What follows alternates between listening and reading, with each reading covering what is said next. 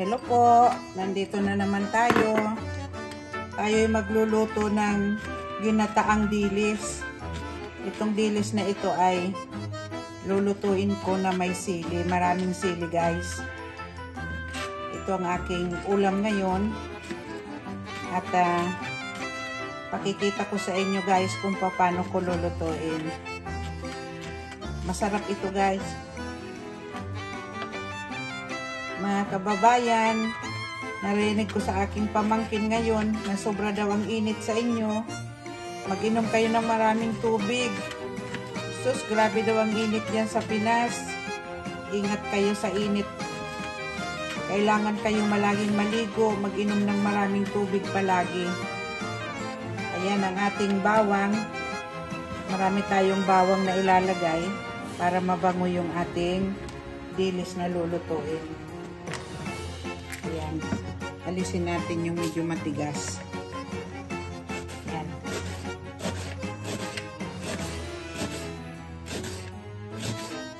Kumusta sa inyo?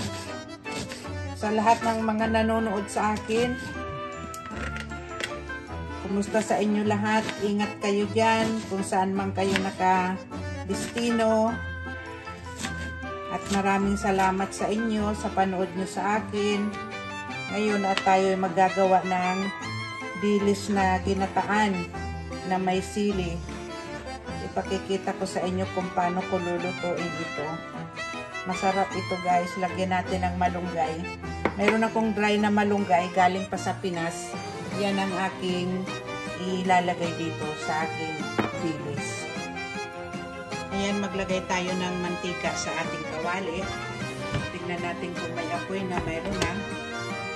Maglagay tayo ng mantika. Ayan. Para ikisa natin yung ating bawang at sibuyas. Painitin lang muna natin yan. Ayan. Painitin lang muna natin yung ating kawali. May mantika. Ayan. Ilagay na natin yung ating bawang. Ayan.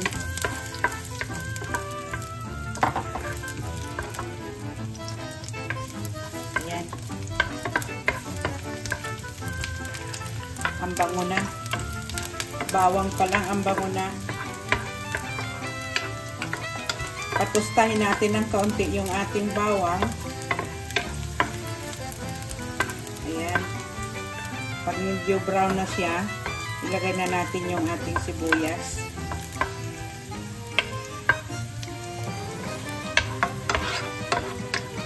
Ayan, pwede na. Lagay na natin ang sibuyas natin.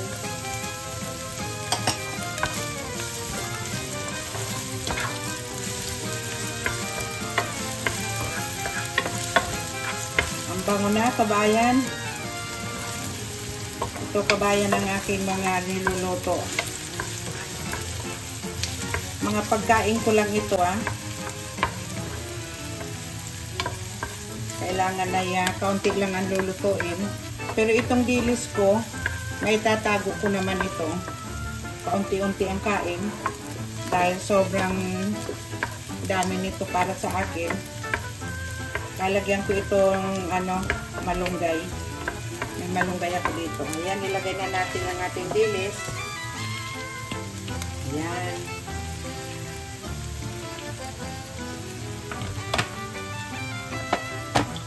Sana hindi mangamoy at yung aking kasama dito ay kalaban ito.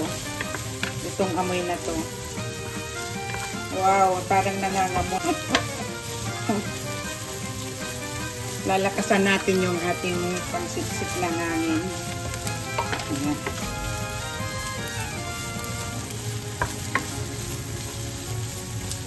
Ayan, lagyan natin ng natapo na. Naaamoy ko, naku.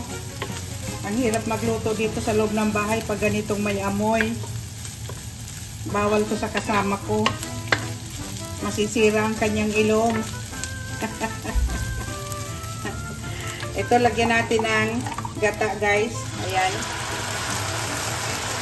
Lagyan natin ng kaunting tubig kasi malapot yung gata. Ang gata ko dito ay masyadong malapot, kaya ganyan. Nilalagyan ko talaga ng tubig yan para dumami-dami siya. Meron pa naman akong isang lata dyan. Ayan. Palulutuin natin siya dito, itong dilis na ito. At tayo maghihiwa ng ating siling panglagay dyan.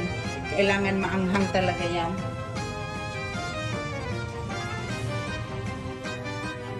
Ayan guys. Maganda na yung ating dilis. Maraming gata. Lagyan natin ng paminta.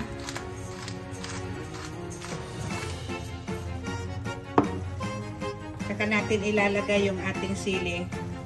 Ayan ang ating sili. Lagyan natin pati puto para maanghang.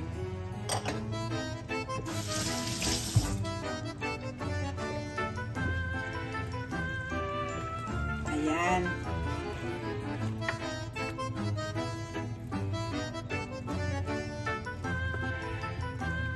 Hindi lang muna natin titimplahan siya ng asin. Titingnan natin mamaya kasi medyo maalat-alat naman yung dilis. Baka sumobra naman ang alat. Ito na, ilagay na natin yung ating malunggay. Itong malunggay ko, dry na malunggay ito. Dala-dala ko galing sa Pinas. Ayan.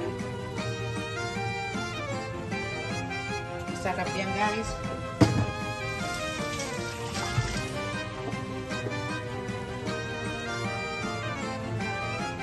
Ayan yung ating malunggay. Maanghang na talaga siya, tinikman ko. Ayan. Malunggay na may dilis. Ito yung ating ulam ngayon. Napakasarap nito. Medyo kumulang ang gata. Dadagdagan natin ang gata. Mayroon pa tayong gata dyan. Lagyan pa natin ng gata guys. Malapot masyado itong gata namin. Ayan. Napakalapot niya.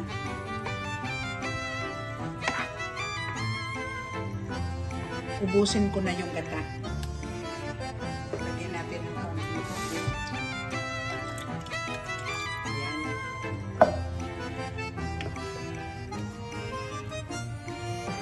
Napakalapot ng gata niya guys.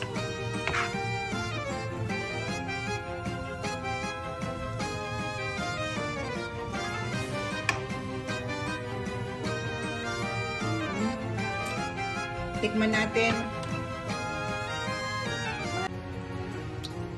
Wow, sarap. Nawang-hang.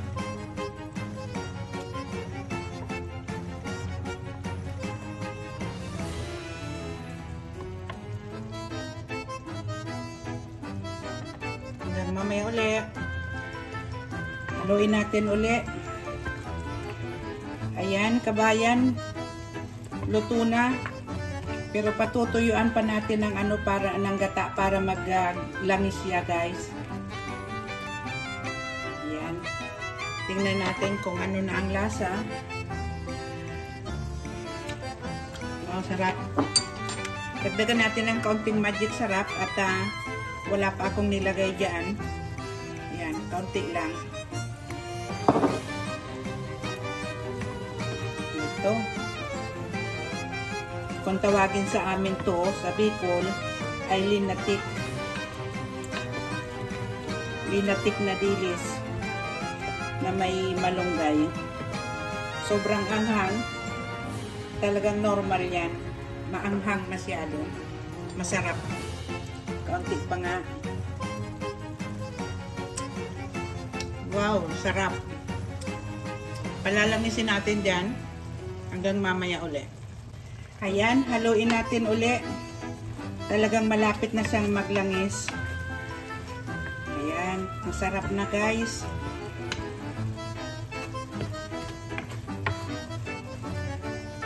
Ang bango pati.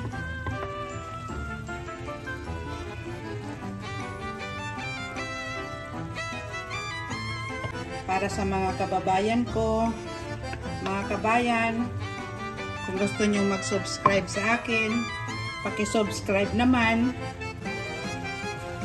Sa Salamat sa mga nanonood sa akin. Shout out sa inyong lahat. Ayan. Malapit na guys. Malapit nang maluto ang ating nilatik na dilis.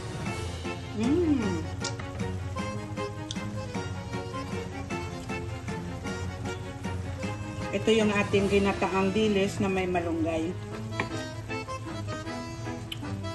Ang sarap.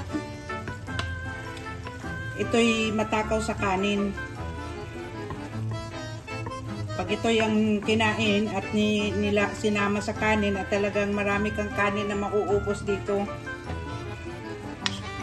Kung kami ay maliliit pa, ganito din ang mga magulang namin kung magluto. Masarap talaga ito guys. Maanghang na malinamnam. Ayan. Kaunti pa. Tikman natin ulit. Hindi na ako nakatigil sa katitikiman. Dahil masarap talaga. Sarap. Talagang napakasarap sa kanin ito.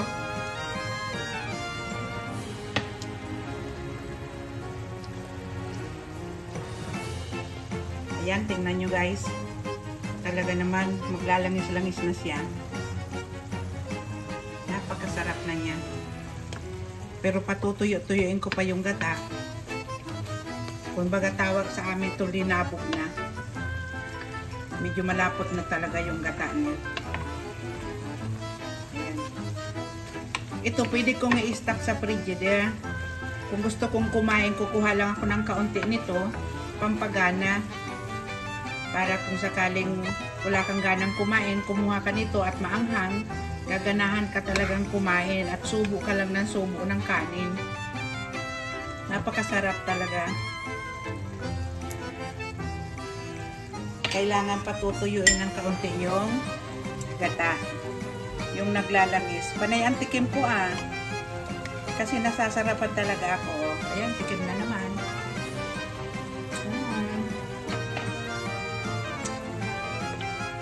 Sarap. Shout out sa pamilya ko dyan. At saka yung kaibigan ko sa Cebu. Shout out sa kanya. Cindy, shout out sa iyo.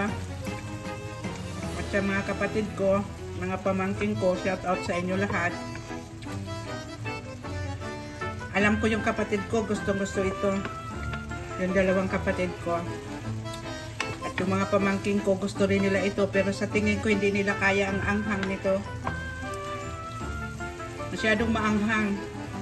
Dahil talaga ang nilagay ko talaga yung sobrang anghang na sili. Yung napakaanghang talaga ang nilagay ko nito dahil ito yung paborito ko talaga. Sa lahat ng ulam, ito talaga ang gustong-gusto ko. Pang ulam ko. Malinamnam siya. Subukan nyo guys, kung hindi pa kayo nakaluto nito, subukan nyo. At talaga namang napakasarap. Kaunti lang ang halo niya, sibuyas, bawang, at saka yung dilis, gata, at saka itong ating malunggay. Tapos timplahan nyo lang guys kung anong gusto nyong lasa. At talaga naman, hindi kayo magsisisi. Napakasarap. Napakasarap. Kahit na ito lang ang ulam nyo, ang daming makakakain. Kasi nga, nagkakaroon kayo ng gana. Ayan, okay na to guys, tama na to. Kasi kung susobrahan pa natin tuyong-tuyo ito, wala na tayong maisasabaw ng kaunti sa kanin. Okay na to guys. Masarap na yan. Napakasarap na, tinikman kong 3 beses na. Sige guys, salamat sa panood ninyo. Kung gusto nyo akong i-subscribe, salamat. Paki-subscribe sa akin. Bye-bye!